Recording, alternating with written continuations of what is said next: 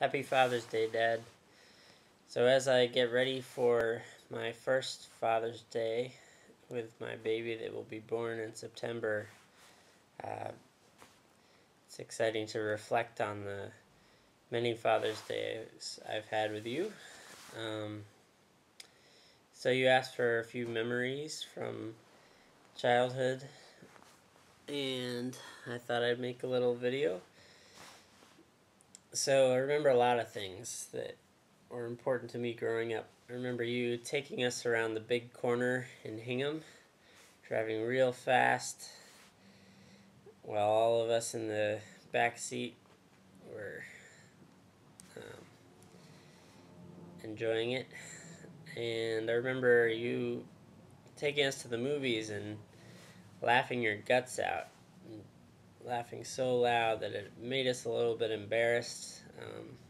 But I remember also feeling proud that my dad didn't care what other people thought, just laughed from his heart, was really getting into the movie. I remember you bonking our heads on the ceiling when you came home from work. I remember you always acting like a kid on the playground with us, not being afraid to roll around in the dirt. You're always Peter Pan dad in your 40s and 50s.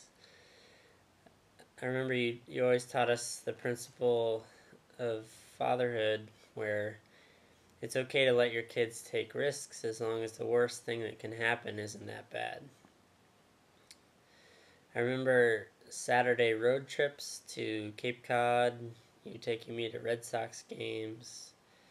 Remember you taking us to that big playground that was so complex and fun.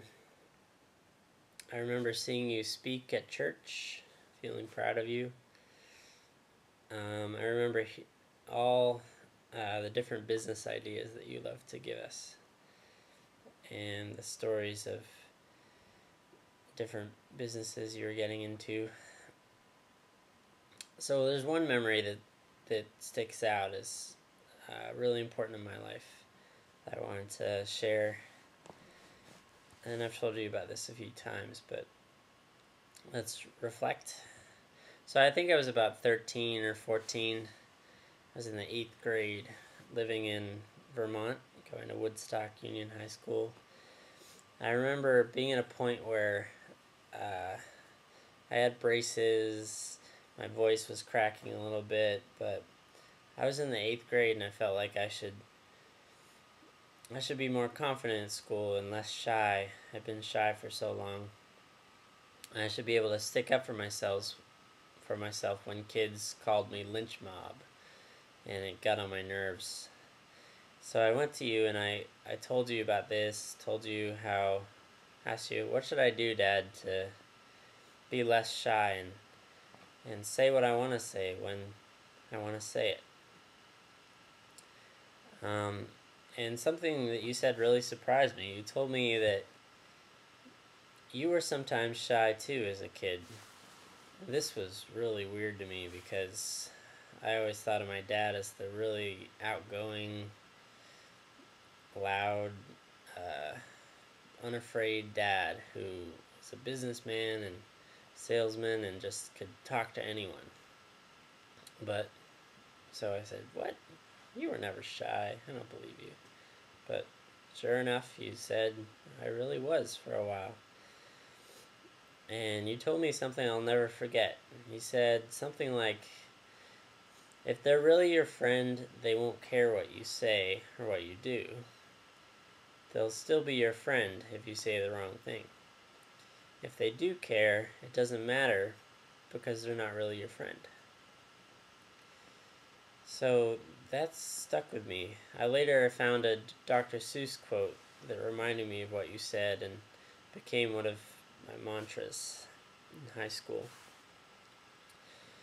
Dr. Seuss said, be who you are and say what you feel, because those who mind don't matter, and those who matter don't mind. So even though it may seem like a small thing, that conversation really changed my life. At the time, I started being less afraid to embarrass myself because I knew that if people cared so much and gave me a hard time, they weren't my friend, and I didn't have to care what they thought. And if they weren't my friend, they wouldn't care. They would still like me. And so I did Shakespeare Festival, I did air band, got up on stage, was in a couple plays in high school. I just wasn't afraid to speak up in class, to start to talk to girls. I really came out of my shell, so to speak.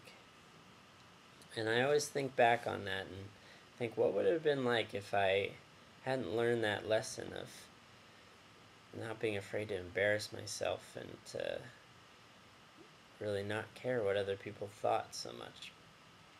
And I look at people, just the other day I was looking at this guy who was probably in his 40s and just really talked really quietly and seemed kind of afraid of the world. And I thought, wow, that could have been me right now. And instead, I'm out there saying what I think and being an activist for several causes and speaking in front of hundreds of people and just being myself. And I have you to thank, Dad. So happy Father's Day, and hope you have a good time today.